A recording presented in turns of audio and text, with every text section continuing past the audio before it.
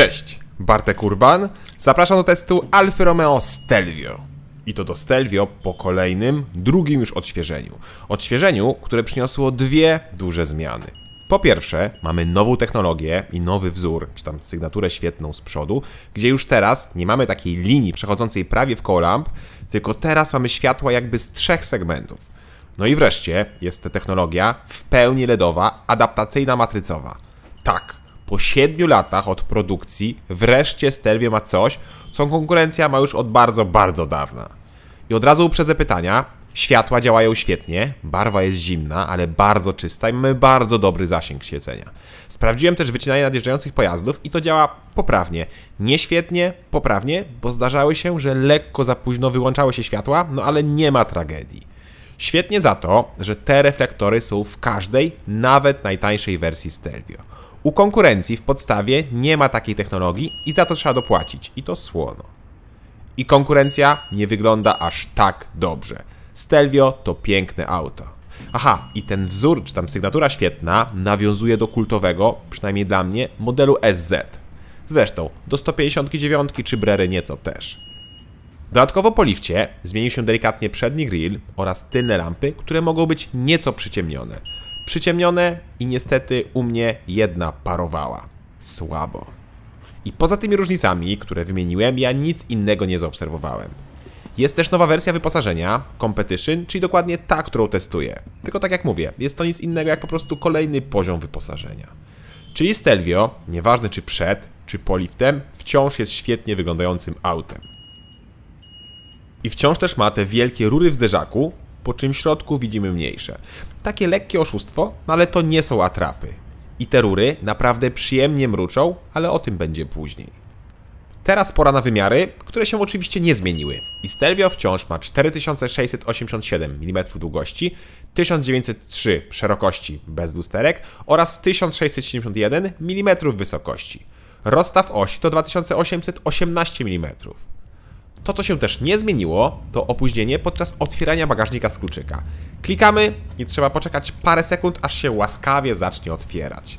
A jak się łaskawie otworzy, to naszym oczom ukazuje się kufer o pojemności 525 litrów. Pod podłogą mamy koło zapasowe i zestaw kluczy, a po bokach mamy haczyki, a w opcji możemy tu mieć jeszcze gniazdo 230. Z poziomu kufra możemy też położyć tylną kanapę, ale niestety trzeba jej lekko pomóc. Aha, i tak, źle zamknąłem podłogę.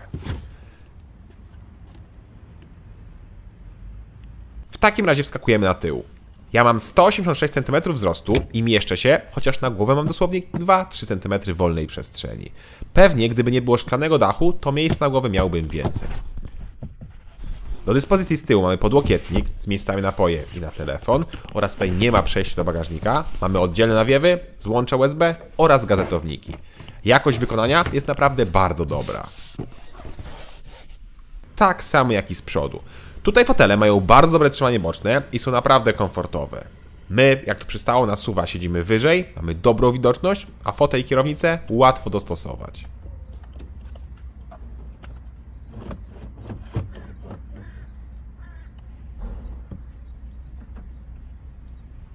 W takim razie pora na deskę rozdzielczą, gdzie jest druga duża zmiana względem przedlifta. Otóż zniknęły cudowne analogowe zegary i pojawiły się te w pełni cyfrowe. I to też jest w standardzie w każdej wersji. Ale moim zdaniem nie ma co aż tak mocno płakać, bo te cyfrowe zegary mają naprawdę ładne motywy, w tym jeden, taki klasyczny, i prezentuje się bardzo dobrze. Jedyne co mi przeszkadzało, to bardzo nieczytelny wskaźnik paliwa. Ale tak, to uważam, że jak na cyfrowe zegary, to są naprawdę ładne. I są też umieszczone w takich jakby tubach, a nie walnięty sam ekran i koniec.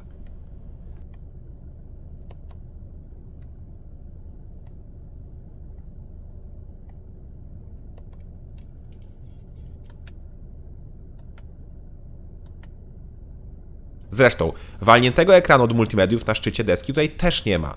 Tutaj jest pięknie wkomponowany, nie za duży ekran, którego obsługujemy palcem lub pokrętłem. Niestety, system wciąż miewa małe przycięcia, co denerwuje. Tak samo jak denerwuje słaba jakość kamery. Słaba jakość i mały obraz, no to powinno być już zmienione. Może w trzecim lifcie się im uda. Tak samo jak i zajmą się bezprzewodowym Apple CarPlayem i Android Auto, bo tego wciąż nie ma. Miło za to, że wciąż mamy fizyczne przyciski od klimy i od głośności. Miłym akcentem jest też ten starter na kierownicy. To w takim razie pora na test spasowania.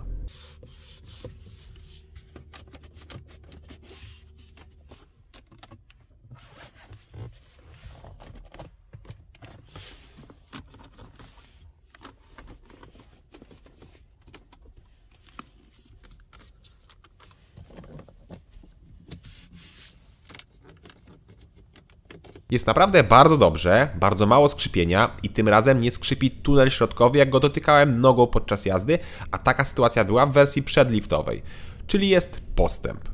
To w takim razie pora na schowki, a potem zaglądamy pod maskę.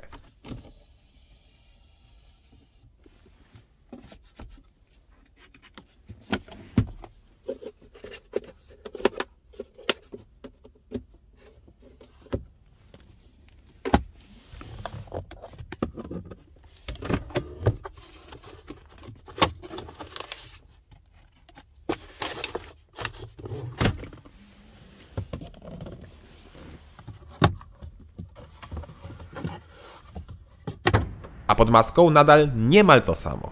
Czyli mamy jedną benzynę 2.0 turbo 280 koni oraz jednego diesla 2.2 o mocy 210 koni. Zniknął za to wariant 2.0 turbo benzyna, ale o mocy 210 koni. Jest też oczywiście super sportowa odmiana Quadrifoglio, która ma podwójnie doładowany silnik 2.9 V6, który generuje teraz 520, czyli o 10 koni więcej niż przed liftem.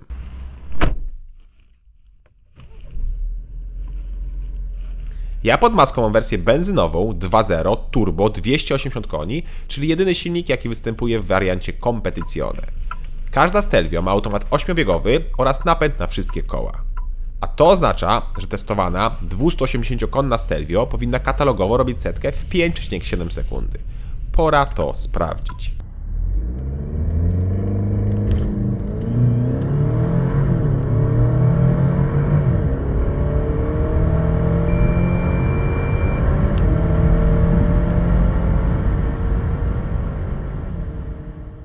Wynik to 6,1 sekundy. Powtarzałem go kilkukrotnie i zawsze to było 6,1 sekundy, czyli 0,4 sekundy wolniej niż deklaruje producent. Ale to nie jest przecież zły czas. Zwłaszcza, że Stelvio świetnie sobie radzi z elastycznością i reakcją na gaz.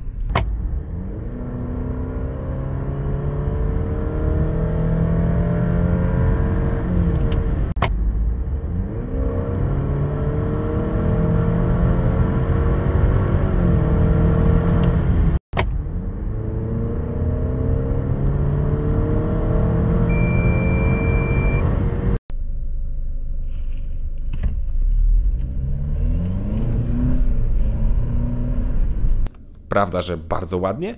W każdym trybie praktycznie nie było laga, a nawet jak był, to naprawdę minimalny i to w najwolniejszym trybie. Brawo! Z tym, że mam wrażenie, że w ogóle w trybie N, czyli takim podstawowym, który jest domyślnie zawsze odpalany, Stelvio jest jakby teraz delikatnie bardziej ospałe i biegi są szybciej zmieniane na wyższe. I to chyba ma potwierdzenie w mojej tezie, bo w mieście to Stelvio potrafiło mi spalić 10-11 litrów, co jest bardzo dobrym wynikiem. Przed liftem testowałem ten sam silnik i miałem 1, a nawet i o 2 litry wyższe spalanie. Zresztą w trasie też czuć różnicę i przy 120 miałem teraz 9 litrów, a przy 140 11. Z tym, że podróżowałem i testowałem w 4 dorosłe osoby i pełen bagażnik. Test bez bagaży pokaże od pół do nawet litra mniejsze zużycie paliwa. Bak paliwa ma 64 litry. To, co się chyba też delikatnie zmieniło, to prowadzenie, które jest jakby nieco bardziej miękkie. To znaczy, układ kierowniczy wciąż jest bardzo precyzyjny, a zawieszenie, jakie usztywnimy, to jest naprawdę sztywne, ale poprzednik działał jakby nieco bardziej zadziornie, jeszcze bardziej ostro. Ale i tak uważam, że auto podczas jazdy odwdzięcza się radością i takim świetnym wyczuciem samochodu. Jest pewne, jest precyzyjne i jest naprawdę dobrze. I co ważne, auto dobrze brzmi. No posłuchajcie sami.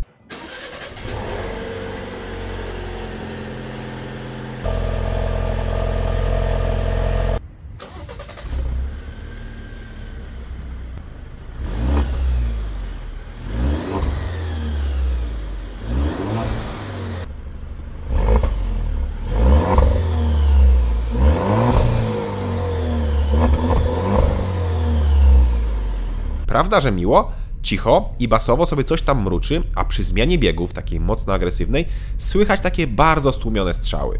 Ładnie. już taka ładna nie jest cena. Podstawowe Stelvio z silnikiem benzynowym 2.0 280 koni kosztuje 259 tysięcy złotych. Najtańszy diesel 210 koni to już dodatek 291 tysięcy złotych, ale jest od razu w dużo wyższym wyposażeniu. Realna dopłata do diesla to 10 tysięcy złotych. Wersja testowana, czyli Competizione, kosztuje minimum 315 tysięcy złotych, a moja sztuka kosztowała 338 tysięcy złotych. Tanio nie jest. Ale za to lifting zmienił na lepsze Stelvio. Jest ładniej, jest nowocześniej, jest bezpieczniej, bo technologia świateł to jedna z tych dziedzin, gdzie naprawdę w motoryzacji widać postęp. Wykonanie też jest lepsze po lifcie, tak samo jak i zmniejszyło się zapotrzebowanie na paliwo. Minimalnie zmieniło się prowadzenie oraz osiągi, ale wciąż czuć, że jest to alfa. Czuć, że jest to bardzo dobre auto. Szkoda tylko, że te wszystkie zmiany są moim zdaniem wprowadzone o te 4 czy 5 lat za późno, bo konkurencja to wszystko już miała od dawna. Cześć!